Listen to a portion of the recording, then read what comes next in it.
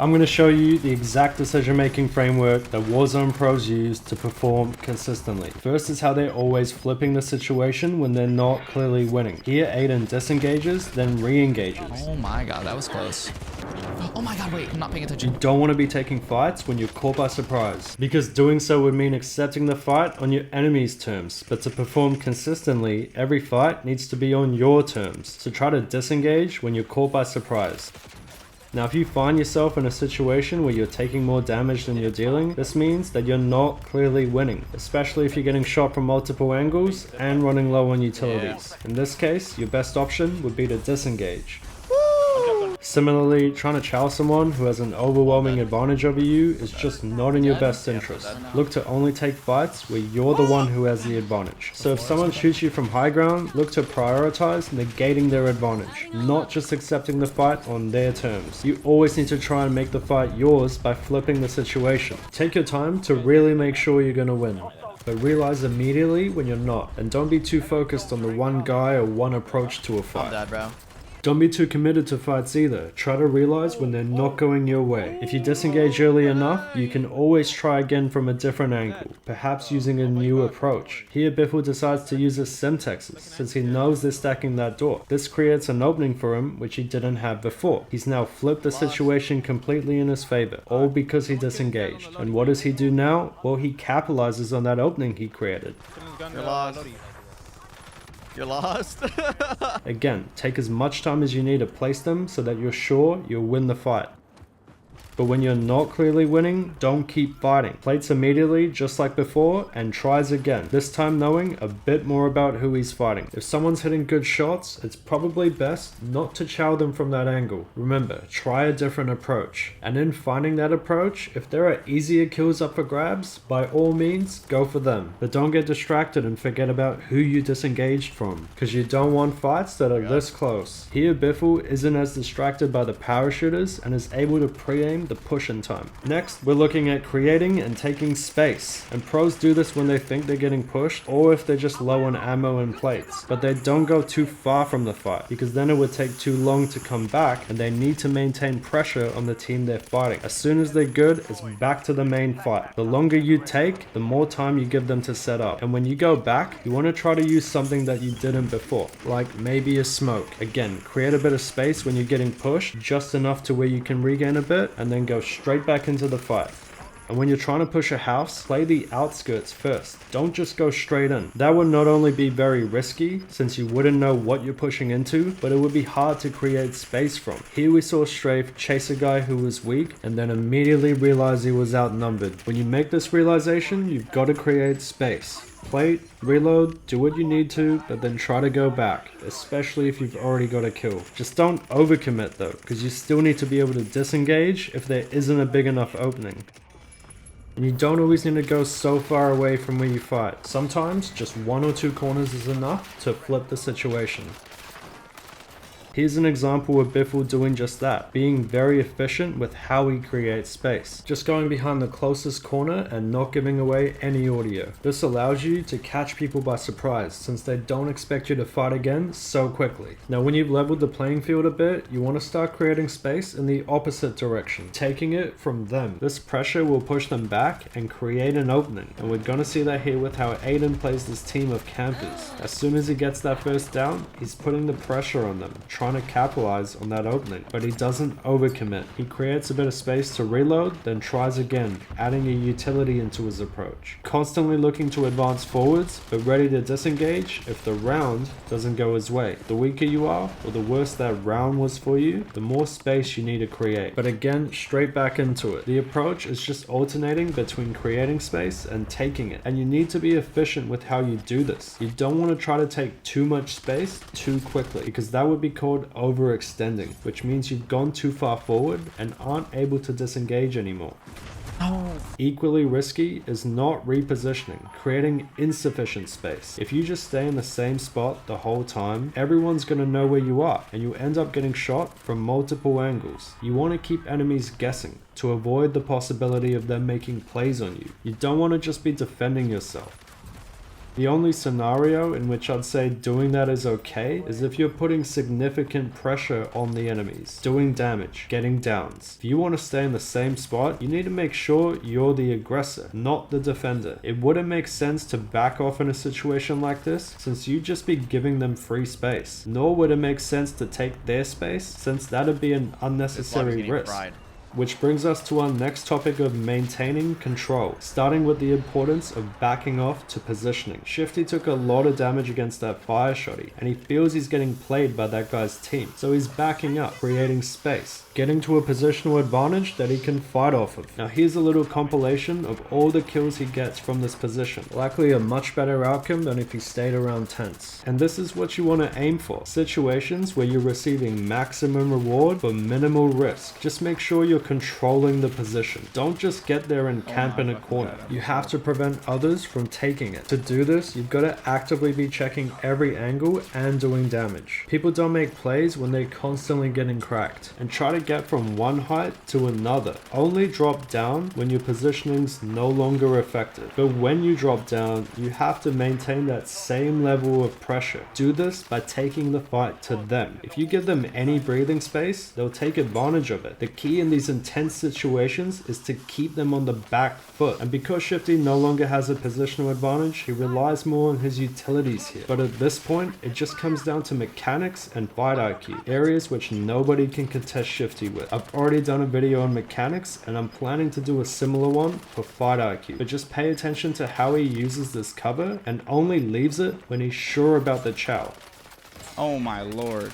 Now this is for anyone who's thinking of saying, oh, that was a bot lobby and it wouldn't work against sweats. Well, he does the exact same thing in a custom. Sees that he's getting played, so backs off. And the same thing again a few moments later. His teammate gets finished, he sees that guy's pushing, so he backs off immediately to a positional advantage. Also, if you have utilities in a situation like this, just use them. You can always get more smokes or stims, but you can't always get another life. They're fighting. I'm gonna repinch him. But now he sees that they're fighting, so he takes some space, gets to a more aggressive position where he can capitalize on the opportunity. He doesn't just push them. He gets a couple of knocks first, sees they're now on low ground, and then advances forward. This is the exact blueprint you want to follow. Back off to a position that you can fight off of, and then take space when an opportunity arises. And just like I mentioned earlier, a key point in executing this properly is not overextending. Situate yourself such that you're far enough away from the action to be able to back up to a positional advantage. But when you get that positioning, you can't be passive with it. You need to be putting in the work, otherwise they're going to force you off of it. And look to be a bit more aggressive after you've got those first couple of downs. Moving on to splitting up teams. This requires you to play with some patience. You can't expect to just run straight in and gun them. You've got to let them make the mistakes, but to do that, you need to be one step ahead. Don't just react to what they're doing. Think about where you can go such that you'll catch them by surprise. Your advantage in a fight like this should be having more info on them than they do on you, because it's much easier to hear 4 people running around than just one, especially if you're being efficient with the info you give away. And again, after you've leveled the playing field, you want to start being more aggressive. Don't let your hard work go to waste.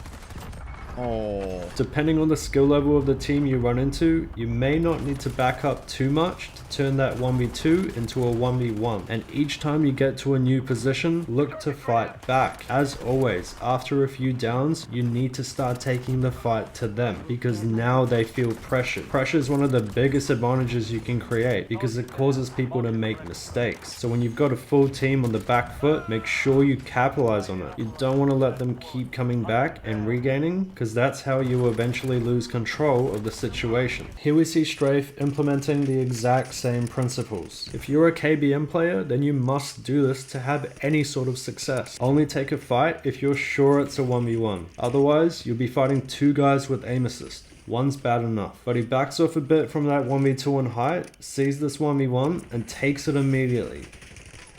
Again, rinse and repeat. Backs off to the position he knows is safe, then goes for that last guy, who he knows is by himself. Now here's an example of what happens when you fight a team for too long that's too tightly packed together. Recall what I said earlier when Biffle was in control. Even if you've created some pressure at the start, you do need to realize when the situation might not be so one-sided in your favor. Obviously he's got a few downs, but now everyone's starting to get back up. He's also drawn a lot of attention to himself, plus he's running low on utilities. This is one of those situations where you just gotta cut your losses and back up a bit. As a general rule of thumb, the longer a fight takes past the time you should have expected it to complete by, the riskier the situation becomes. So always be aware of how much time has passed. And at this point, he's only got 1 kill in about 40 seconds. Oh my god, bro. Now guys, I've been coaching Warzone for over 5 years and I've worked with every type of player there is. So if you're looking to seriously improve in a short amount of time, visit warzonecoaching.com and book a session with me. Booking coaching also gives you access to my Discord community, an exclusive place to meet and play with like-minded people. Let's talk about the most rewarding topic now, capitalizing on opportunities. Starting with finding a gun off rip. If you drop in and get a decent gun or guns, you need to start fighting. And that's because other people around you may not have anything, meaning these might be among the easiest kills you get all game. Advantages are all relative. Even just having a sub at the start, in a lot of cases, can be more advantageous than having loadout later on in the game. This topic's all about maximizing reward while minimizing risk, and having high ground is one of the most common ways to achieve that. Now, when you have it, make sure you maintain it for as long as it's effective. Don't just drop down the moment you see someone. Only push up once you've leveled the playing field and no longer have that effective line of sight. And while on high ground, look up, because parachuters are among the easiest kills. Just don't tunnel vision on them though. You still have to be aware of other people around you. You don't want to end up getting forced off your high ground. Let me turn your attention now to the minimap, which is your primary source of precise information on Warzone. As soon as you get the finish, make sure you check it. Think about where they could be and go there. And to push, center your crosshair on them while sliding around that corner. Catching someone by surprise is a huge advantage. Here's another example of how important it is to correlate your crosshair with red dots. Advanced aside, being aware of where people shoot from lets you make more informed decisions. Pay attention now to Biffle's eyes. He literally doesn't even look at his crosshair. His eyes are glued to that minimap until he chows around this corner. Now you might not always have red dots, you just gotta anticipate where people could be, such as doorways. But line your centering up and take that chow. And just like with getting guns off rip, you need to prioritize fighting. Immediately focus on that next target. On to another very easy type of kill, and that's third parties. But to know where they are, you gotta be paying attention to that minimap. Now let's put some of what we discussed together here, starting with not overextending. You can see that Biff was very close to cover in case this situation doesn't go his way. And even after getting those downs, he's not just pushing right in, he's slowly advancing forwards. And you always want to focus on the biggest threat first. Try to avoid being surrounded too. So if there are people behind you, prioritize clearing that angle. And as always, Biffle approaches with perfect centering and caution, expecting a chow. Now I think he knows these guys are both bots and that they're weak, otherwise he would have created some space here. Always good to approach from a different angle to the one you just shot at as well, to keep people guessing. Same as before, always prioritize the biggest threat, usually that's the one closest to you, but if there aren't really any threats, then just go for the one you have an LOS on. But don't forget about who's close to you, because you don't want to be getting shot in the back. These were all pretty low level players, but even they can kill you if you put yourself in a vulnerable position. This one's short, but it's important, and it's chasing weak enemies. Now when you get someone weak, you don't want to let that opportunity get away from you, but at the same time, you have to expect them to chow you while you're chasing them. Notice how Biffle's taking slight pauses here. The tricky part though can be finding that balance between either going for them or letting them chow. In this example, Biffle's way too hesitant and passive. His team tells him where this guy is and that he's weak, but yet he doesn't act on that information. And this is the worst case possibility for what could happen if you let someone who's weak recover. They'll end up pushing you. Bro! The final opportunity you should be looking to capitalize on is farming enemies who just keep coming back. To be efficient with this though, you need to make sure you're maximizing the damage you deal while minimizing the damage you receive. I just killed like 10 dudes over here. Holy And the way to do that is through sticking close to covers, using everything you have, and maintaining pressure when you have them weak. Don't let them get set up. I can assure you that a lot of the kills these pros get each game in pubs are easy, where they're not having to put much work in. Probably pop one. Why do these guys keep coming back? Oh my god. I'm playing casuals? Which brings us to how you should be playing according to enemies, starting with bots. Now, the key to taking on a bot team is not giving them any time to get organized or adjusted to what's going on, meaning that if you have an opening, immediately going for it and advancing forwards. Don't overthink it, just be confident. I have a feeling I probably won't die in this lobby.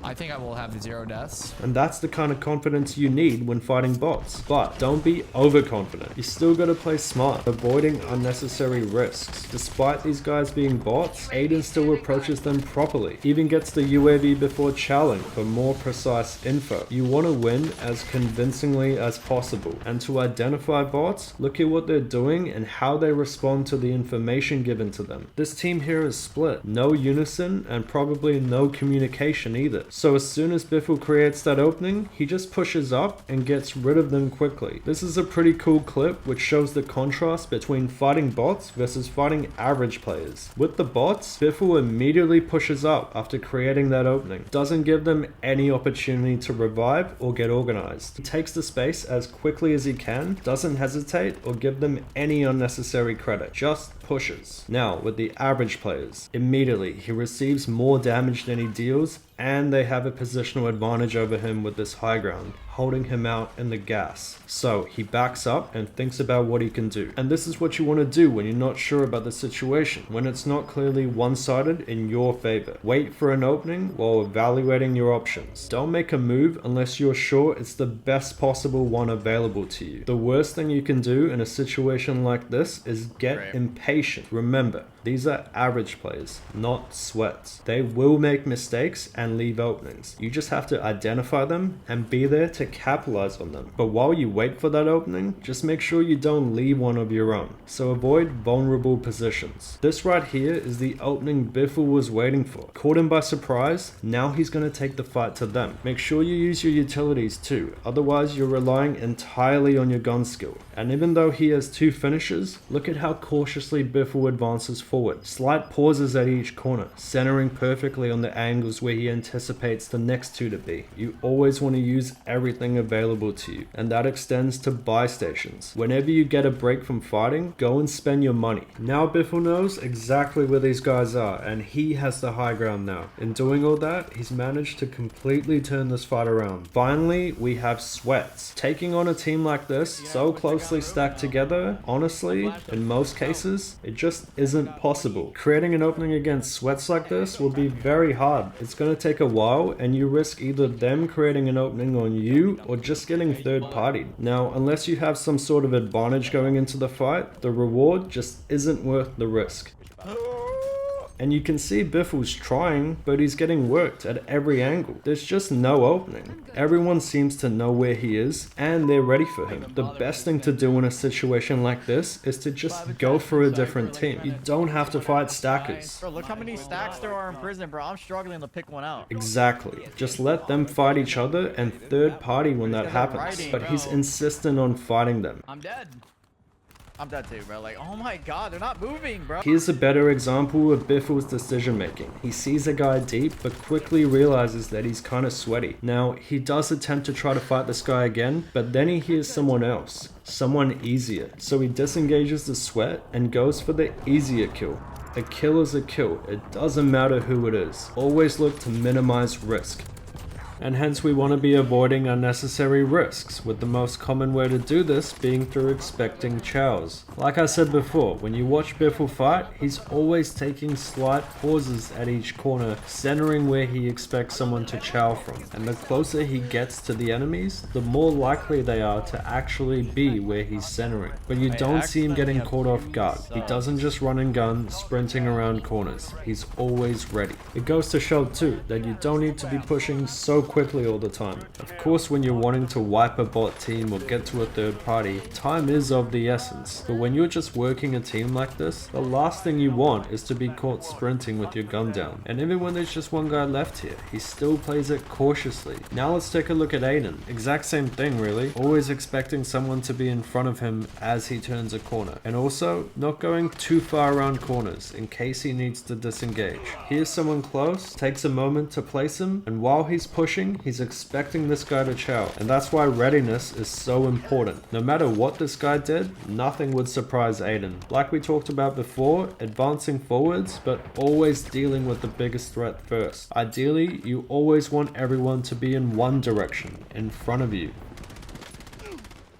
And even though he's got this knock, he still does a quick disengage because that second guy's looking at him. Not quite ready again, so he pulls the exact same move. And as he pushes, he's expecting this guy to chow. Always ready. That's how you want to be. Also, you want to be limiting your exposure. All Biffle does here is take a step back, making it harder for this guy to see him and breaking that sniper's LOS. And that's all there really is to it. When you position somewhere or take a fight, you only want to be exposed to the one guy you're fighting. And even then, you want to reduce that exposure as much as possible. Now we're going to see Aydan disengage from a fight that he could easily win. And the reason he did that is because there was another guy climbing up top. So if he were to kill that first guy, the one above would shoot him. So when it comes to limiting your exposure, while it is pretty simple to do, you have to be aware of your surroundings and think ahead to what could happen. It's not just about winning a fight, it's about doing so as convincingly as possible. Another way we can limit our exposure is by using smokes. Now I know they aren't exactly meta right now, but the point is you want to use everything available to you. Why go to the buy and risk getting sniped when you could just smoke it and take away that possibility? Recall our first topic, realizing when you're not clearly winning. Aydan immediately backs off from that chow because of how risky it is, and now he's thinking about how to mitigate that risk. He's not carefree with it. So what does he do? Well, he smokes 4 times just to cross. However possible, try to limit your exposure. I'll throw all my smokes. I don't give a f. I'm not getting sniped. Definitely not getting sniped in the face. Equally important is using cover. I'm sure Biffle could probably just slide down there and gun these guys. So why doesn't he do that? Well, it's because he wants to take minimal damage and have the ability to disengage from the fight if it's not going his way. Here's the best example of the extent you should go to with using cover. Biffle could have easily just taken that chow, but instead he gets behind this heady, then fights, avoiding unnecessary risk. Something very important now, and that's being consistent. This is hard to kill these without... Oh, it's hard to kill them without losing the heli. And it's probably not worth the risk either. Like, I can't really... There's no way I can really just like get out without them just driving on top of me and I die. Gotta play it a little safe. Oh my... You know, this guy, I'm gonna put my in it. Yeah, you know what I'm talking about. Risk and reward, guys. This is definitely not worth it. Yeah, this guy's a... No, what was that? My gun was not coming out. If you think something's risky, either don't do it, find a new approach, or use something to lower the risk. He smoked this off and just go. If you can significantly reduce the risk with minimal effort, always do it. Don't take chances. Oh my god, these guys are still over here. There's a campy team at airport, and Aydan's surprised they're still there. One of them, that guy's ghosted. Whoever just zipped up is ghosted. You think they watch this? He doesn't need to go for these guys. There are 10 other teams to choose from. Please don't have claymores. Just trust your instincts. Dude, you guys are losers. Finally, remaining calm and using everything, starting with positioning. Nah, dude, I'm gonna die doing this. I swear I am. I just need to play in here and rat. And that's exactly how you want to play these endgames. I'm getting antsy, but I gotta chill or I'm just gonna die. I mean, I just gotta hold these guys, I think. My #1 play. Exactly, just chill. There's no need to go pushing a full team when you can just get a position and hold them out. Oh, I needed that. The best thing you can do in these intense situations is lock down your position and use everything at your disposal to do that. Like we talked about before, try to reposition to keep them guessing. Don't just think you can stay in the same spot. If there's an easy kill, do get it, but don't lose your position for it. And focus on the next guy straight away. Once you've leveled the playing field, it's time to be the aggressor. Don't start looting after fights either. You've got to focus on other teams that might be trying to third party. Just maintain your position. Don't go pushing when there's no need to. Check every angle too. You don't want people making plays on you. Here one. I mean, there's definitely two right here. Don't get too caught up fighting. Remember to look at the circle pool. It's always good to get there early and hold people out. Got zone pool. When you're rotating to a new position, try to stay out of enemy lines of sight. So if you know there's guys to your left, then go from the right. Also, use covers to break LOS while rotating. Always try to get high ground as well, a position that you can easily defend. But when you get there, remember to actually defend it. This means not allowing anyone to cross over. And like I said before, don't just stay in the same spot the whole time. Reposition, keep people guessing. Ensuring you don't let them cross is your #1 priority, which means you're gonna have to chow with no plates sometimes. Nice little 50. Now let's talk about utilities. If the best player in the world feels he needs to use the amount of utilities that he's going to use in this endgame, then so should you. You want to give yourself the best possible chance of winning. And one of the easiest ways to do that is to simply just use what's available to you. There are a lot of use cases for various utilities too. Smokes, for example, can be used to push across open areas, to get to loot or a buy, to block off an angle, or to buy time after a fight for reloading and plating. Nades for entry damage into fights, to finish downs you don't have an LOS on, or again to buy some time after fights. But you're not going to know to use this stuff in these moments if you're not calm. If you're real anxious during high intensity situations, forget about trying to use utilities. You're not even going to remember to do the basics, like checking your minimap. So we got to put the two together, guys. A calm mindset combined with using everything you can. Once emotions start getting involved, positive or negative ones, your decision making will become subjective instead of objective. And we can't have that. You need to remain emotionless in order to make optimal plays, especially during times like this. And of course, never be carefree. Approach every fight with some degree of caution. Oh my lord. Finally, we want to use the gas. If you think that you're going to run into people while rotating to the new zone, don't go that way. Think about how many people there are, where they are, and rotate such that you stay out of their LOS. In endgame, this often means going into the gas, but this isn't as bad as you might think it is, especially if you're running stims. And you can tank the gas for quite a while, so don't burn your stims too early. The ideal time to pop on is when you're pretty low health, to get as much value out of it as possible. As soon as you get to the new zone, start being active. You'll probably have an element of surprise, so use it to your advantage. And remember, don't stay in the same spot after giving away info. We need to keep people guessing. Look at the circle pool. It's rinse and repeat. Use that gas to get to the best position possible. Just like I was saying earlier, the key in situations like this is to play without any emotions. Just focus on getting to zone and timing that stim properly. Look to win your games by making smart plays. Working the gas is all about knowing how you can use that circle pool to your advantage based on where people are. How did this all end up into a one-on-one? When you plan your moves out properly, everything should just fall into place. If you're really having to work for kills at any stage of the game, then you probably skipped a step or two. Wow, dude.